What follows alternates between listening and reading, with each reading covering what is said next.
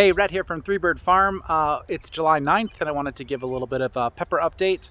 As you know, we had a really rough June, but things have really begun to take off very recently. So let's take a look at what we have here. Unfortunately, this new production bed, which is all Maule's red and hot paper lanterns, are not doing quite as well as we had hoped they would. Although in the last couple days, the Maule's reds, which you can see here, have some nice blooms on them, and we're beginning to get some pods on a couple of the plants. They seem to be doing better. I'm very surprised that we're not seeing more from our hot paper lanterns this year. These guys just got fed yesterday. I know you're seeing some yellow leaves. But in previous years, yeah, so we got a little pod here on this Maule's red, which looks good, and some more pods on that one. So I'm encouraged, and I'll show you another Maule's red as we head down the garden. I'm encouraged that we're going to have a decent crop of Maule's reds, but I'm not sure what's going on with the hot paper lanterns. Last year we had our first hot paper lanterns harvested, what was that? I guess it was late July, early August, and certainly a bunch of other peppers are ahead of that this year. So let's take a walk down towards the vegetable garden, and we'll have a look at some of the peppers down there, and then we might go down to the lower pepper bed, which is by the artichokes.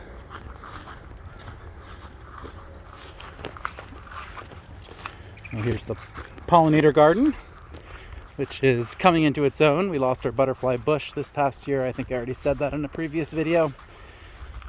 Got a couple of overflow peppers going on here, including this chili de arbol, which I'm very excited about.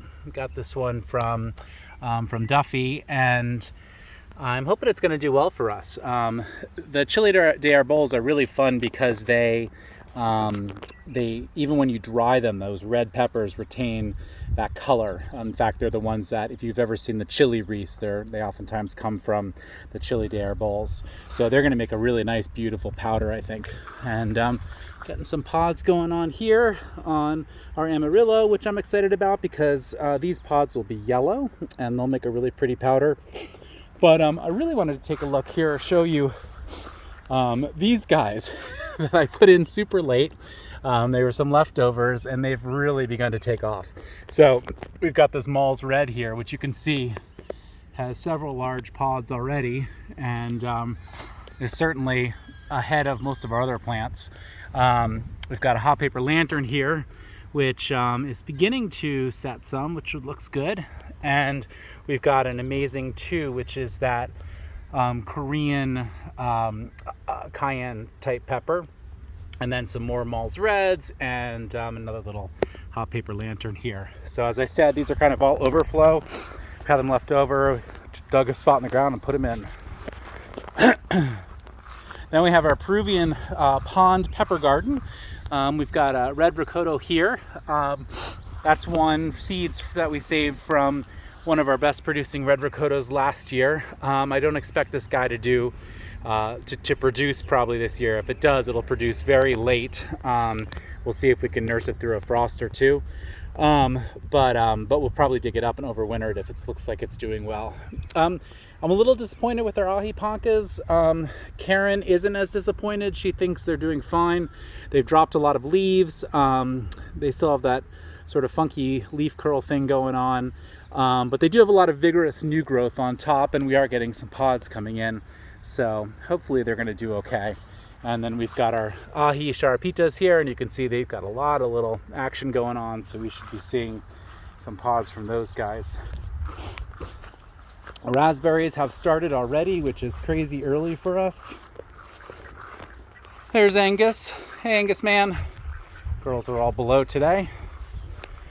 And let's come on in here and take a look at, we've got our peppers that are potted, all in 5 and 7 gallon containers. And then if we come down here, we've got some of our paprika peppers, look like they're doing really well. Look at that guy over there. That's fantastic.